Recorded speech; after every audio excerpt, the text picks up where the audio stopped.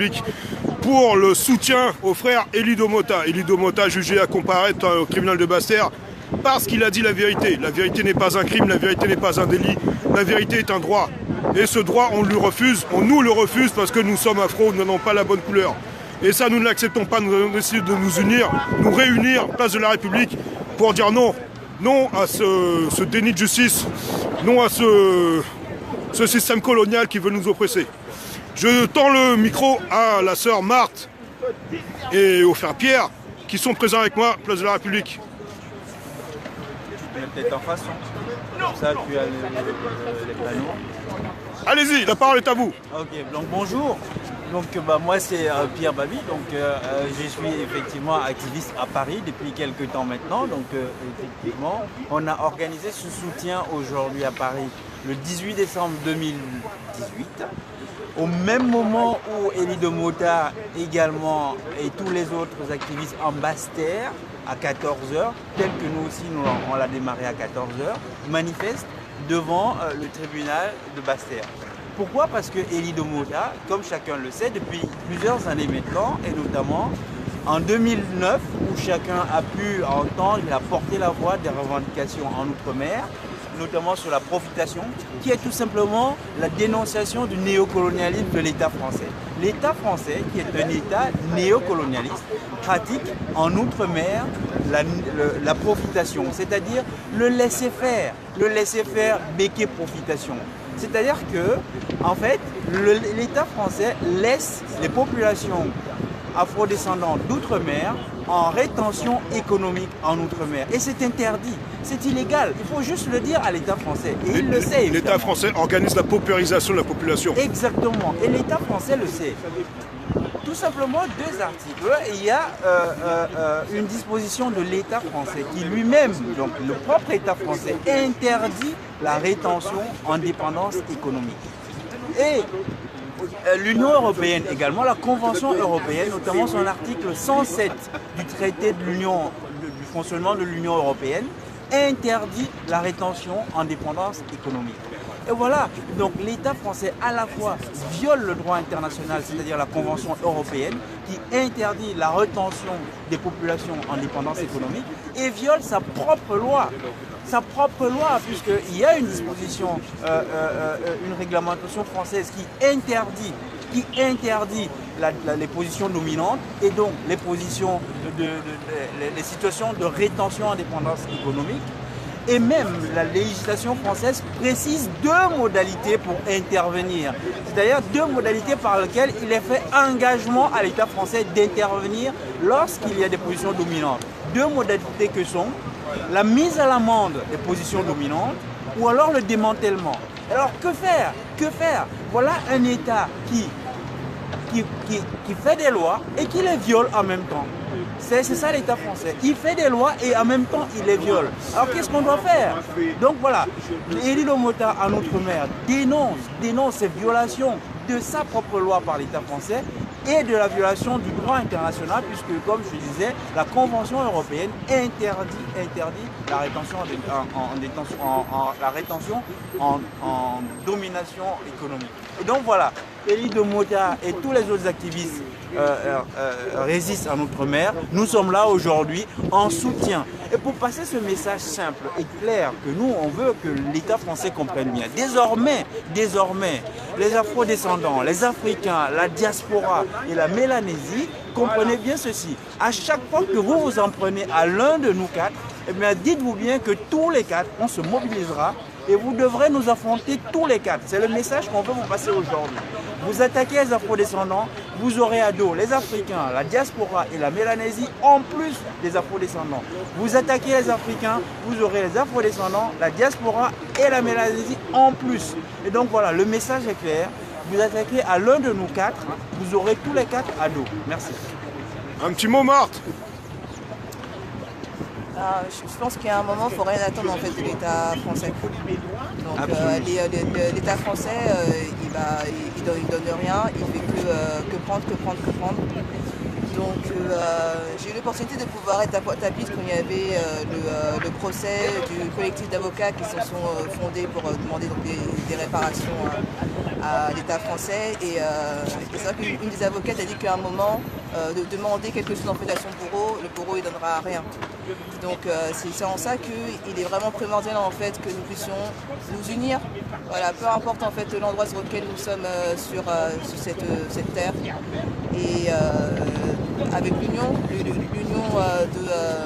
de notre peuple, de Kamita dans son sens large, ça va être une des choses qui va réussir aussi à pouvoir nous permettre de vaincre ce combat et que les ancêtres nous accompagnent, que nos divinités nous accompagnent, que ce soit Sekhmet, que ce soit d'autres, car on gagnera aussi ce combat grâce à cette lutte, grâce à toutes les énergies qui convergeront en fait vers ça. Merci Marthe, c'était le petit mot de Marthe. Alors, Ingeta, à nous aller, on lâche rien, Dawali. Voilà. C'est le cri de guerre, pour dire on est là. C'était le cri de guerre de Pierre. Voilà. Alors, comme je dis assez souvent, lorsqu'on touche à un membre de la famille, on touche à toute la famille. L'État colonial français a touché à Elie Domota. Il veut faire taire Elie Domota. Elie Domota n'est pas tout seul. Elie Domota n'est pas isolé. Elie Domota a des frères, il a des sœurs, il a des frères kamites. Nous sommes là pour le soutenir. Le jugement a lieu à Basse-Terre, au tribunal de Basse-Terre. Nous sommes dans le froid à Paris, mais nous le soutenons. Place de la République. Si vous voulez vous aussi le soutenir, rendez-vous 14h, 17h, place de la République.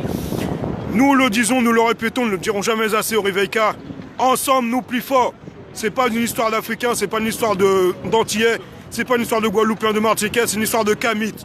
Parce qu'aux yeux du système, aux yeux du blanc, aux yeux du leucoderme, aux yeux de,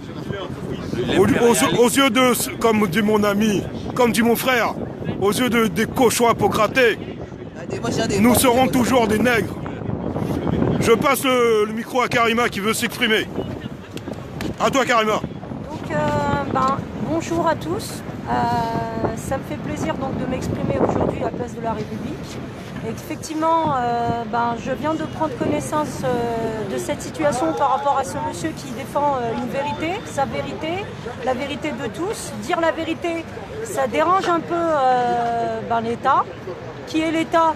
L'État français, c'est ceux qui gouvernent et c'est ceux qui piquent aussi généralement dans les poches de là où il ne faut pas.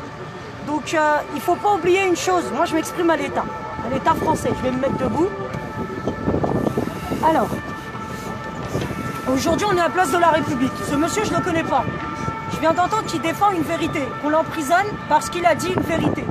Alors à vous l'État, moi mon prénom c'est Karima. Et dans pas longtemps vous entendrez parler de moi. Et je m'exprime directement à ces francs-maçons, à ces personnes qui se croient tout permis, parce qu'ils sont au-dessus de tout. Parce qu'ils ont une place qui leur donne la possibilité d'assujettir et de rendre en esclavage pour un esclavage moderne. Parce que l'abolition de l'esclavage, c'est de la merde. On nous a dit que c'était terminé, mais finalement, c'est pas terminé. Donc moi, si je m'exprime à l'État, c'est pour dire laissez cet homme tranquille. S'il a dit une vérité qui vous a dérangé, eh ben prenez vos responsabilités. Arrêtez de foutre la merde là où en fait il n'y a pas la merde. Arrêtez d'aller créer des problèmes là où en fait il n'y a pas vraiment de problème. Si ce n'est vous qui allez faire des problèmes dans des endroits où les gens en fait demandent qu'une chose, vivre dans la tranquillité, la paix. Arrêtez de foutre le bordel dans des endroits où en fait on ne vous a pas demandé de venir. Vous avez foutu le bordel il y a je ne sais pas combien d'années en arrière, moi j'étais pas né. Il y a eu des guerres qui servaient à rien, vous les avez fait. Vous êtes partis sur des territoires, vous avez foutu la merde, on vous a rien dit, vous avez fait ce qu'il fallait, comme vous le voulez. Mais aujourd'hui, moi je m'exprime à vous, j'ai pas peur de vous. Et je vous dis une chose, si cet homme est enfermé aujourd'hui parce qu'il a dit de la vérité, et bien que le Seigneur Jésus-Christ de Nazareth, qui est dans le ciel et qui est présent parmi nous, et puisse faire en sorte qu'il soit libéré rapidement et arrêtez bordel de merde, arrêtez vos conneries.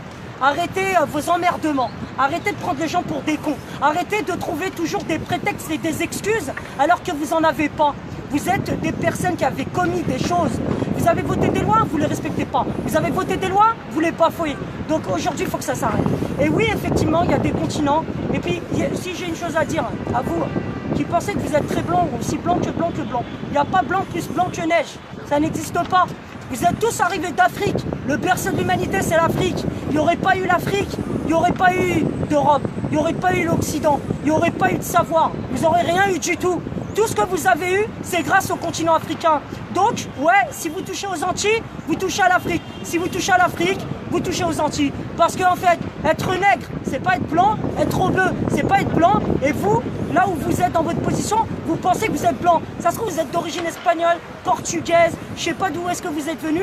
Alors arrêtez de faire croire à des personnes qui se sentent français déjà, parce que c'est quoi être français ? C'est quoi être français? Être français, c'est quoi? C'est pas être blanc, avoir les yeux bleus, mais être français. Être français, c'est être fier d'être né dans son propre pays et de respecter son pays. D'être fier d'être ce qu'on est dans un pays. Voilà, c'est ça être français. C'est tout con. Alors arrêtez de nous faire croire à nous, personnes venant d'Afrique ou d'origine africaine, je sais pas, pour des personnes qui sont guadeloupéennes. Moi, je suis pas guadeloupéenne. Mais en tout cas, je suis complètement avec cette personne, Elie Domota. Si franchement vous l'avez enfermé parce qu'il a dit une vérité, ben lâchez-lui la grappe, quoi. Prenez vos responsabilités. Merci Karima, merci Karima. Bravo Karima. Alors, Voilà un discours. je rajoute pour terminer. Nous sommes place de la République jusqu'à 17h pour soutenir le frère Elie Domota. Je suis avec mon frère Pierre. Et Karima a demandé la force à Jésus-Christ. Moi, je ne montre pas la force à Jésus-Christ, je montre la force aux ancêtres. Alors, la force aux ancêtres, que les ancêtres nous écoutent, que les ancêtres nous et entendent notre doléance, et que les ancêtres fassent le nécessaire pour sortir Domota de ce guet-apens. Domota n'a pas sa place en prison. Domota, c'est un guerrier. Les guerriers n'ont pas de place en prison. Ingeta.